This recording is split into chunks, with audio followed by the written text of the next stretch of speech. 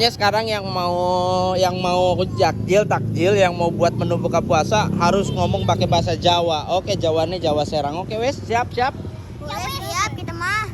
Itu apa sih, Ki? Kita arep metu ikut tuh. Itu apa? Tuku apa? Man. Ngomong ge aja meneng bae. Orang ngomong-ngomong. Ora bisa. Orang bisa jerap tuku. Kian mah wis panganan kian malah. Kelambine wis kelambi taruh kian malah.